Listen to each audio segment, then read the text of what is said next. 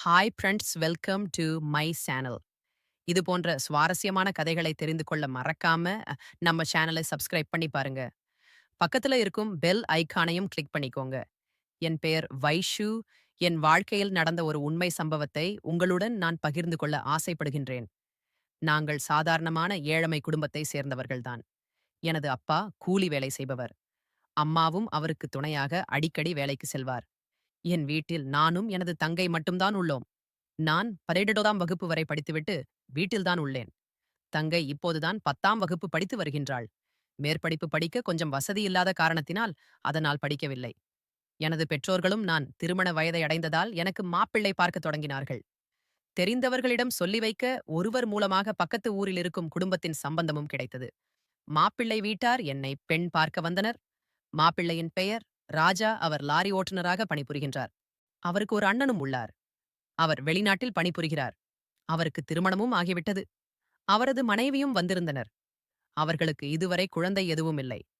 மாமியார் மாமனார் என சொந்த பந்தங்கள் சில பேரும் வந்திருந்தார்கள். மாப்பிள்ளை வீட்டாருக்கு என்னை மிகவும் பிடித்து போக சில நாட்களிலேயே திருமணம் வைப்பதற்காக நாளம் குறித்தார்கள். ஆரம்பத்தில் எனது அப்பாவிற்கு லாரி ஓட்டுநர் என்பதால் கொஞ்சம் பயமாக இருந்தது. பிறகு அவரைப் பற்றி ஊரில் பல பேரிடம் விசாரிக்க அனைவரும் நல்ல விதமாகத்தான் கூறினார்கள். அதனால் அப்பாவும் தொண்டையைச் சரி செய்தல் இந்த திருமணத்திற்கு சம்மதித்தார். திருமணத்தை எனது அப்பா எந்த குறையும் இல்லாமல் நடத்தி முடித்தார். இத்தனை வருடங்கள் அப்பாவும் அம்மாவும் ஒளித்து சேமித்து வைத்திருந்த காசில்தான் பாதி காசை எடுத்து எனக்காக திருமண செலவுகளை செய்தார். மீதி பாதி காசை தங்கைக்காக சேர்த்து வைத்திருந்தார். இந்த திருமணத்தில் இரு வீட்டாருக்கும் மகிழ்ச்சியே. மாப்பிள்ளை வீட்டார் அதிகமாக எதுவும் வரதட்சணை எல்லாம் கேட்கவில்லை. இருப்பினும் எனது அப்பாதான் தன்னால் முடிந்த அளவு வரதட்சணை பொருட்களை வாங்கி கொடுத்தார். நானும் திருமணம் முடிந்து அனைவரிடமும் விடைபெற்று மாப்பிள்ளை வீட்டுக்கு வந்தேன். அதன் பிறகு வீடம் நன்றாகவே இருந்தது. எனக்கென்று ஒரு தனி அறையும், கணவரின் அண்ணனுக்கு ஒரு தனி அறையும், மாமியார் மாமனாருக்கு ஒரு தனி அறையும் இருந்தது. பிறகு என்னை அலங்கரித்து மாப்பிள்ளை அறைக்கு என்னை அனுப்பி வைத்தார்கள். மாப்பிள்ளையும் நானும் சிறிது நேரம் மனமிட்டு பேசிக் கொண்டிருந்தோம். அவர் பேசியதிலிருந்து எந்த கெட்ட பழக்கமும் இல்லாத நபர் என்பதை நான் புரிந்து கொண்டேன். பிறகு அனைத்தும் முடிந்து இனிமையான இல்லற வாழ்க்கையை அடியெடுத்து வைத்தோம். எனது கணவரை மிகவும் எனக்கு பிடித்து போனது. ஆனாலும் வீட்டிலுள்ள மற்றவர்களைப் பற்றி நினைக்கையில் கொஞ்சம் பயமாகத்தான் இருந்தது. அவர்கள் என்ன குணத்தில் இருப்பார்களோ என்று. மறுநாள் நான் பயப்படும் அளவிற்கு எதுவும் இல்லை. வீட்டிலுள்ள அனைவரும் அன்பாகத்தான் பழகினர். அதிலும் கணவரின் அண்ணனின் மனைவி மிகவும் பாசமாக பழகினார். அவரின் பெயர் ஜேகா. அவர்தான் என்னை சமையலறைக்கு அழைத்துச் சென்று என்னென்ன பொருட்கள் எங்கு இருக்கின்றது என காண்பித்தார். கணவர் வெளியில் செல்லும் நேரத்தில் என்னிடம் அமர்ந்து பேசிக் கொண்டிருப்பார். அவரை எனக்கு மிகவும் பிடித்து போனது. அவரை நான் ஜேகா அக்கா என்றுதான் அழைப்பேன். பிறகு ஜேகா அக்கா தான் மாமனார் மாமியாரை பற்றியும் கூறினார். மாமனார் ஒரு மெடிக்கல் சாப்ட்வேரில் வேலை செய்வதாகவும், அவர் யாரிடமும் அதிகம் பேச விரும்ப மாட்டாராம். எப்பொழுதும் அமைதியாகத்தான் காணப்படுவாராம். மாமியார் வீட்டிலிருந்து அனைத்து செலவு வரவுகளை கவனித்துக் கொள்கின்றார் என்றும், அவருக்கு ஏதாவது தவறு செய்தால் சற்று கோபம் அதிகமாக வரும் என்றும், ஆனால் மறுபடி அவர் மிகவும் நல்லவர் என்றும் கூறினார். நானும் அவரிடம் அவரது கணவரை பற்றி விசாரித்தேன். சிறிது நேர அமைதிக்கு பிறகு சற்று சோகமாக பேச ஆரம்பித்தார். பின்பு அவரது கணவர் திருமணமாகி ஒரு மாதத்திலேயே வெளிநாடு சென்று விட்டதாகவும், அதன் பிறகு 2 வருடங்களாகியும் இன்னும் வரவில்லை என்றும், எப்போது கேட்டாலும் எனக்கு வேலை செய்யும் நிறுவனத்தில் விடுமுறை கிடைக்கவில்லை. இதை விட்டால் வேறு நல்ல வேலை கிடைக்காது என்றும் கூறுவார் என்றார். அனைத்து வசதிகள் இருந்தும் கணவர் இல்லாதது மிகவும் வருத்தமாகவும் சிரமமாகவும் உள்ளது என்றுதான் கண்கலங்க கூறினார். நானும் அவளது நிலைமையை புரிந்து கொண்டு அவருக்கு ஆறுதலும் கூறினேன். ஒரு சில நாளிலேயே அனைவரும் சகஜமாக என்னுடன் பழக ஆரம்பித்தனர். நானும் வீட்டில் சிறு சிறு வேலைகளை செய்ய ஆரம்பித்தேன். கணவர் ஒரு லாரி ஓட்டுநர் என்பதால் மாதத்தில் 15 நாட்கள் மட்டுமே வீட்டில் இருப்பார். மீதுள்ள நாட்களில் வெளி மாநிலங்களுக்கு பொருட்களை ஏற்றி கொண்டு சென்று விடுவார். அப்படித்தான் என்னுடைய திருமணமான 15 நாட்களில் என்னை விட்டுச் சென்று விட்டார். எனக்கு அவர் சென்றது கொஞ்சம் மனவேதனையாக இருந்தது. இவ்வளவு நாள் அன்பாக இருந்துவிட்டு பிரிந்து செல்கின்றாரே என்று அழ ஆரம்பித்தேன். ஆனால் அப்போது ஜேகா அக்காவின் நிலைமையை பார்க்கும் பொழுது இது ஒன்றும் எனக்கு பெரிய வேதனை இல்லை என்பதை புரிந்து கொண்டு அமைதியாகிவிட்டேன். கணவர் சென்ற பிறகு முழுமையாக வீட்டு வேலைகளை செய்ய ஆரம்பித்தேன்.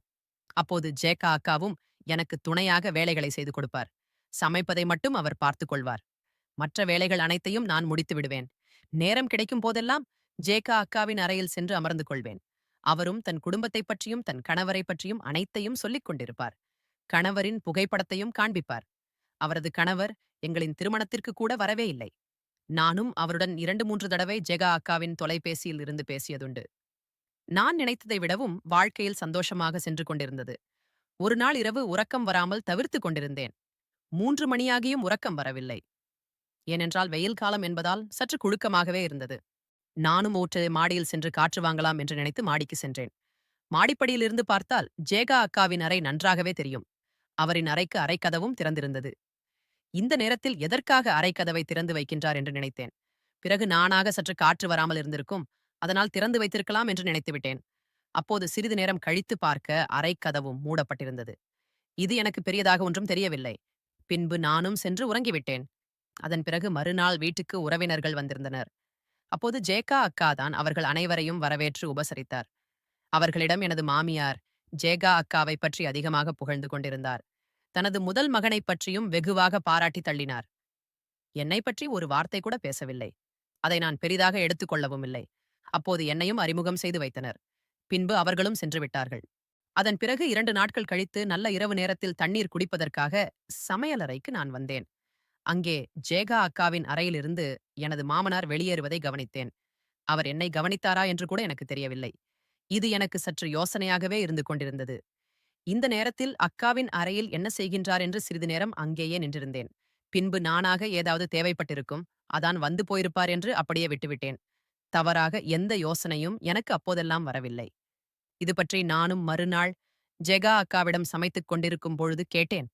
அவரும் எனக்கு தெரியவில்லை. நான் உறங்கிவிட்டேன், ஏதாவது தேவைப்பட்டிருக்கும் என்று சாதாரணமாக பதில் சொன்னார்.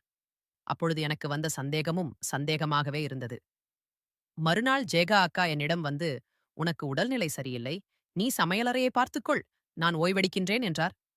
நானும் சரி என்று சமையலே செய்ய ஆரம்பித்தேன். இதற்கு முன்பு சமையல் வேலையை ஜெகா அக்கா தான் பார்த்துக் கொண்டிருந்தார். என்னிடம் இந்த சமையலை செய்துவை என்று மட்டும் கூறிவிட்டு எனது அறைக்கு சென்று ஓய்வெடுக்க ஆரம்பித்தார். நானும் அனைத்தையும் சமைத்து முடித்துவிட்டு மாமியாருக்கும் மாமனாருக்கும் உணவை பரிமாறினேன். அதிலிருந்து ஒரு வாய் சாப்பிட்ட மாமியார் உணவை துப்ப ஆரம்பித்தார். எனக்கு ஒன்றுமே புரியவில்லை. அவரை பார்த்து நின்று கொண்டிருந்தேன்.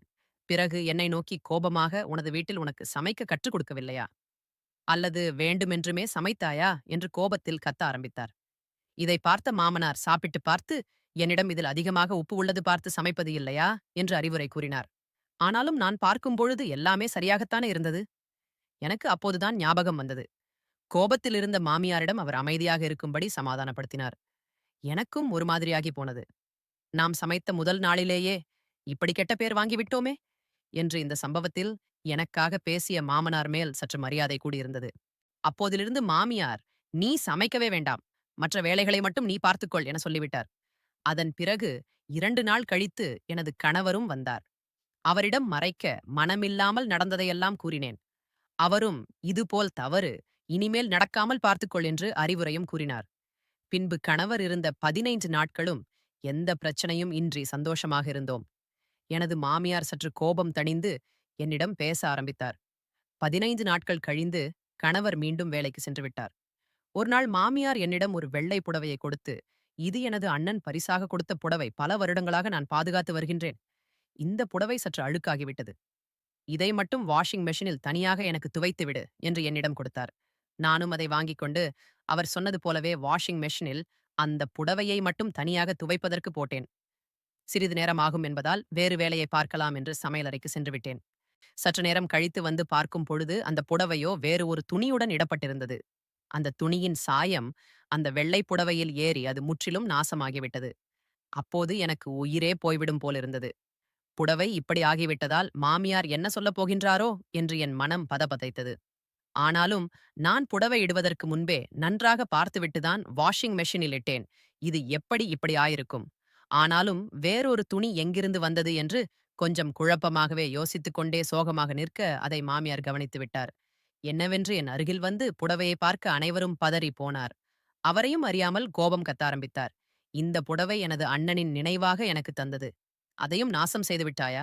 நீ எதற்குமே லாயக்கு இல்லாதவளாயிருக்கின்றாய்" என்று கத்தினார். அந்த சத்தம் கேட்டு ஓடி வந்த மாமனார் அவரை சமாதானப்படுத்த முயலர். "உங்களுக்கு ஒன்றும் தெரியாது, ஓரமாக நில்லுங்கள்" என்று கத்த அவரும் அடங்கி போனார். பின்பு என்னிடம், "நீ வேண்டுமென்று அனைத்தையும் செய்கின்றாய். எனது 2வது மகன் வேலையில் இருந்து வரட்டும். உனக்கு ஒரு முடிவு கட்டுகின்றேன்" என்று கோபமாக கத்திவிட்டு சென்றார். எனக்கு என்ன சொல்வது என்று தெரியாமல் அழுது கொண்டே இருந்தேன்.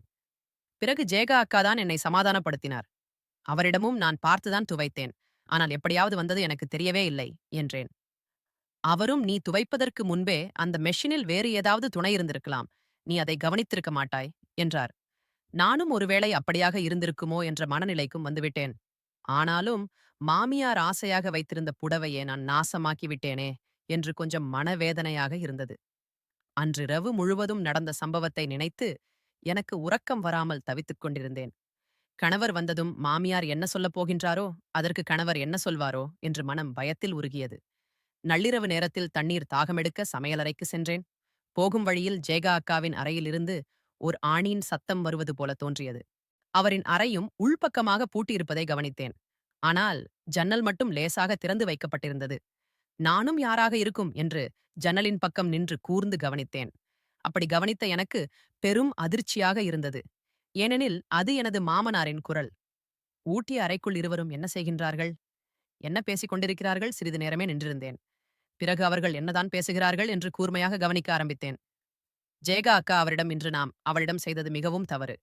அன்றுதான் அவள் சமைத்த உணவில் உப்பை அதிகமாக கலந்துள்ளோம். அதனால் அத்தையும் அவள் மேல் கோபப்பட்டார். இன்னும் அவள் மேல் அத்தை அதிகமாக கோபப்பட்டு விடக்கூடாது. தயவு செய்து நமது உறவை இத்துடன் நிறுத்திக் கொள்வோம். அவளுக்கு நம்மில் மேல் சந்தேகம் வந்துவிட்டது. தனது கணவருக்கும் உங்கள் மனைவிக்கும் தெரியாமல் இது பெரிய பிரச்சனையாகிவிடும். தயவு செய்து என்னை விட்டு விடுங்கள் என்று மாமாவிடம் கெஞ்சினாள். அதற்கு எனது மாமனார், நீ ஒன்றும் கவலைப்படாதே, இன்னும் சிறிது நாட்கள்தான். நீ பயப்பட வேண்டிய அவசியமில்லை. எப்படியும் எனது மனைவியிடம் அவளைப் பற்றி தவறாக சொல்லி தனியாக கொடுத்து அவளை அனுப்பி வைத்து விடலாம். அதன் பிறகு நாம் எப்பொழுதும் போல் சந்தோஷமாக இருக்கலாம் என்றார். சிறிது நேர அமைதிக்குப் பிறகு எந்த சலனமும் இல்லாமல் பிறகு ஜேகா அக்காவின் முனகல் சத்தமும் மட்டுமே கேட்டது. எனக்கு திருமணமானதால் அந்த சத்தம் என்னவாக இருக்கும் என்று எனக்கு புரிந்து கொண்டேன். எனக்கு இப்பொழுதுதான் எல்லாம் தெரிந்தது. ஜேகா அக்காவும் மாமனாரும் ஒரு தகாத உறவில் உள்ளார்கள் என்று நான் அவர்கள் இருவரும் இப்படி செய்வார்கள் என்று நினைத்து கூட பார்க்கவில்லை. அவர்கள் சந்தோஷத்திற்காக என்னை சிக்கலில் மாட்டிவிடுகின்றார்கள் என்று நான் நினைக்கவில்லை. என்ன செய்வது என்று புரியாமல் மாமியாரின் அறைக்கு சென்று பார்த்தேன். அவரின் அறைக்கதவு தேர்ந்திருந்தது. உள்ளே சென்று பார்க்க மாமியார் உறங்கிக் கொண்டிருந்தார். நானும் அவரிடம் உண்மையை சொல்லிவிடலாம் என்று முடிவெடுத்தேன். மாமியாரை உறக்கத்திலிருந்து எழுப்ப முற்பட்டேன். ஆனால் அவர் எந்த சலனமும் இன்றி உறங்கிக் கொண்டிருந்தார். வெகு நேரம் முயற்சி செய்தும் எந்த பலனுமே இல்லை. எனக்கு பயமாகி போனது. இருவருக்கும் ஏதாவது ஆகிவிட்டதா என்று. நானும் அறையை சுற்றி பார்க்க அங்கே ஒரு ஓரத்தில் தூக்க மாத்திரை கிடந்தது. அந்த மாத்திரையைப் பற்றி எனக்கு நன்றாக தெரியும். எனது அப்பா அடிக்கடி உபயோகிப்பார். எனக்கு அப்பொழுதுதான் புரிந்தது. மாமியார் தூக்க மாத்திரை சாப்பிட்டுவிட்டு உறங்கிக் கொண்டிருக்கின்றார் என்று. நானும் இதற்கு மேல் இங்கு இருப்பது வீண் என்பதை புரிந்து கொண்டு வேகமாக எனது அறைக்கு வந்து படுத்துக் கொண்டேன். சிறிது நேரத்தில் பொழுது விடிந்தது. காலையில் அனைவரும் எப்பொழுதும் போல அவரவர் வேலைகளை பார்க்கத் தொடங்கினர். அப்போது ஜேகா அக்காவும் எந்த சலனமும் இல்லாமல் அவரது வேலையை பார்த்துக் கொண்டிருந்தார். மாமனாரும் எப்பொழுதும் போல் தன் வேலையை செய்து கொண்டிருந்தார். அப்போது அவர் மெடிக்கல் ஷாப்பிற்கு கிளம்பியும் சென்று விட்டார். நானும் யோசித்தேன். இதை பற்றி மாமியாரிடம் சொன்னால் நேற்று திட்டியதற்கு அனைவரின் மேல் பழி சுமத்துகின்றாயா என்று கோபப்பட வாய்ப்புள்ளது. என்ன செய்யலாம் என்று யோசித்து ஒரு முடிவுக்கு வந்தேன். அதன்படி கணவர் வரும் வரை காத்திருந்தேன். நானும் எனக்கு தெரிந்தது போல் காட்டிக் கொள்ளாமல் சாதாரணமாகவே இருந்தேன். கணவரும் 2, 3 நாட்களில் வந்துவிட்டார். அதன் பிறகு அவர் வந்த 2, 3 நாட்கள் வரை அவரிடம் எதுவும் கூறவில்லை. பிறகு ஒரு நாள் இரவு மெதுவாக அவரிடம் அன்றுதான் கண்ட காட்சியை கூறினேன். நான் சொன்னதை அவர் நம்பவே மாட்டார் என்று நினைத்தேன். அப்போது நடந்ததும் வேறு. நான் சொன்னதை கேட்டு கோபப்பட்டு அவர் வேகமாக எனது கன்னத்தில் ஓர் அறையையும் விட்டார். பிறகு, உன்னை எனது அப்பா திட்டியதற்கு நீ அடுத்தவர்கள் மேல் பழி சுமத்துகின்றாயா? எனது அப்பாவும் அம்மாவும் அப்படிப்பட்ட ஆட்கள் கிடையாது. மீனா, நீ பழி சுமத்தி எங்கள் குடும்பத்திற்கு அவமானத்தை தேடித் தராதே என்றார். அவர் பேசியதை நான் பெரிதாக எடுத்துக்கொள்ளவில்லை. காரணம், இதை நான் எதிர்பார்த்ததுதான். என்னதான் மனைவியாக இருந்தாலும் பெற்றவர்கள் தவறி சுட்டி காட்டும் பொழுது அவர்கள் அதை ஏற்றுக்கொள்ள மாட்டார்கள் என்பதும் எனக்கு நன்றாக தெரியும். ஆனாலும் நான் விடுவதாகில்லை. ஏனோ தெரியவில்லை, அவர்கள் செய்யும் அசிங்கத்தை எப்படி கணவருக்கு நிரூபித்து காட்டிவிட வேண்டும் என்று நான் நினைத்துக் கொண்டே இருந்தேன். நானும் தொடர்ந்து விடாமல் என் கணவரிடம் இதை பற்றி கூறிக்கொண்டிருந்தேன். அவரும் சில சமயம் கோபப்பட்டார். ஒரு கட்டத்தில, சரி, உனக்கு நான் ஒரு வாய்ப்பு தருகின்றேன். நீ சொல்வது எல்லாம் உண்மை என்றால் எனக்கு நீ நிரூபித்து காட்ட வேண்டும் என்றார். அதன் பிறகு ஒரு திட்டம் தீட்டி எனது அம்மா அப்பாவிடம் கணவர் வீட்டாரை விருந்துக்கு அழைக்கும்படி கூறினேன். அவரும் நான் சொன்னது போலவே எங்கள் வீட்டுக்கு வந்து விருந்துக்கு அழைத்தார்கள். வீட்டிலுள்ள அனைவரும் விருந்துக்கு புறப்பட அப்போது ஜேகா அக்கா மட்டும் நான் வீட்டை பார்த்துக் கொள்கின்றேன். நீங்கள் மட்டும் சென்று வாருங்களே என்று எங்களை அனுப்பி வைத்தார். அதன் பிறகு அப்பா வீட்டில் விருந்தும் சிறப்பாக நடந்து முடிந்தது. பிறகு எங்களை இன்று இரவு இருந்துவிட்டு நாளை செல்லலாம் என்று வற்புறுத்தினார்கள். அதன் பிறகு மாமியாரும் எனது கணவரும் சம்மதித்தார்கள். ஆனால் எனது மாமனார் மட்டும் நாளை காலை எனக்கு ஒரு முக்கியமான வேலை இருக்கின்றது. நான் சென்றே ஆகஸ்ட் வேண்டும். நீங்கள் இருந்துவிட்டு வாருங்களே என்று புறப்பட்டு சென்று விட்டார். இதை நான் எதிர்பார்த்தேன். இரவு நேரம் நெருங்கியது. எங்கள் குடும்பத்தார்கள் அனைவரும் பேசிக் கொண்டிருந்தோம். பிறகு அவரவர் அறைக்கு உறங்க சென்று விட்டார். எனது மாமியார் மட்டும் உறக்கம் வரவில்லை என்று புலம்பிக் கொண்டிருந்தார். எனக்கு மட்டும்தான் தெரியும். அவருக்கு தூக்க மாத்திரை கொடுக்கப்படாததால் தான் உறக்கம் வரவில்லை என்று அப்போது. நள்ளிரவு நேரத்தில் எனது கணவரிடம், நான் அன்று உங்களுக்கு சொன்ன விஷயத்தை நிரூபித்து காட்டுகின்றேன். தயவு செய்து நான் சொல்வதை நீங்கள் கேளுங்கள் என்றேன். புரியாமல் கோபத்துடன் என்னை பார்த்து கொண்டிருந்தார். பிறகு அவரிடம், உங்கள் அம்மாவிடம் சென்று நான் இப்பொழுது கிளம்ப வேண்டும். உங்களுக்கு நாளை காலை முக்கியமான வேலை இருக்கிறது என்று கூறி அவரையும் அழைத்துக் கொண்டு வாருங்கள். இப்பொழுது நமது வீட்டிற்கு புறப்பட வேண்டும் என்றேன். கணவரும், இதுதான் உனக்கு கடைசி வாய்ப்பு. இதில் மட்டும் ஏதாவது நடக்காவிட்டால் என்னை தொந்தரவு செய்யக்கூடாது என்று கோபத்துடன் கிளம்பிச் சென்று, நான் கூறியது போலவே அம்மாவிடமும் கூற அவரும் சம்மதித்தார். பிறகு எனக்கு தெரிந்த ஆட்டோவை வரவழைத்து நள்ளிரவில் வீடு திரும்பினோம். அப்போது போகும் வழியில் மெதுவாக எனது கணவர் அனைத்து விஷயங்களையும் எனது மாமியாரிடம் தெரிவித்தார். எனது கணவரிடம் மாமியார் கோபப்பட்டார். நேற்று வந்தவளை நம்பி அப்பாவையும் அம்மாவையும் பழி சுமத்துகின்றாயே, உனக்கு வெட்கமாக இல்லையா என்று கோபத்துடன் கண்டித்துக் கொண்டார். என்னையும் இதற்கெல்லாம் காரணம் நீதான் என்பது போலவே முறைத்து பார்த்து கொண்டே வந்தார். எங்களின் வீட்டு கதவு உட்பக்கமாக போட்டியிருந்தாலும் வெளியில் சாவியை வைத்து திறந்து விடலாம். நான் ஏற்கனவே சாவியை எடுத்து வைத்திருந்ததால் சுலபமாக திறந்து கொண்டு மெதுவாக உள்ளேயும் சென்று பார்த்தோம். வெளியே பூட்டப்பட்டிருக்கும் நம்பிக்கையில்தான் ஜேகா அக்காவின் அறை கதவும் திறந்திருந்தது. கோபத்துடன் சென்ற மாமியார் அவரின் அறையில் விளக்கை ஏற்றி எரியவிட்டார்.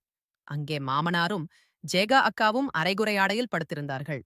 அவர்களின் ஆடையை வைத்து என்ன நடந்திருக்கும் என்பதையும் அவர் புரிந்து கொண்டார். அப்போது எனது மாமியார் பார்த்த அதிர்ச்சியில் இருவரும் தனது ஆடைகளை சரி செய்து கொண்டு பதற்றத்துடன் வெளியே வந்தனர்.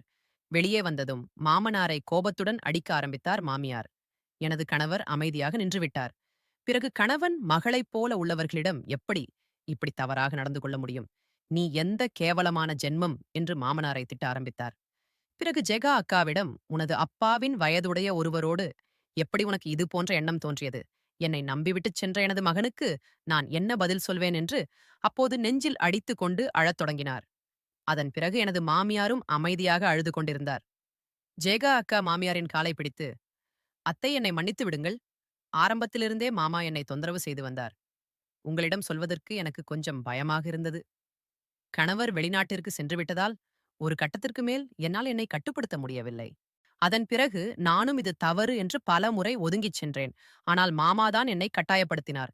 நான் செய்தது தவறுதான், அதற்காக என்னை ஒதுக்கி வைத்து விடாதீர்கள் என்று கதற ஆரம்பித்தார். அவர் அழுவதை பார்த்து எனக்கே ஒரு மாதிரியாகிவிட்டது. இதற்கெல்லாம் காரணம் நான்தான் என்று நினைத்து மனம் கலங்கி நின்று கொண்டிருந்தேன். எனது கணவரும் அதிர்ச்சியில் அவர்களையே பார்த்து கொண்டு நின்றிருந்தார். இதை அவர் எதிர்பார்க்கவே இல்லை.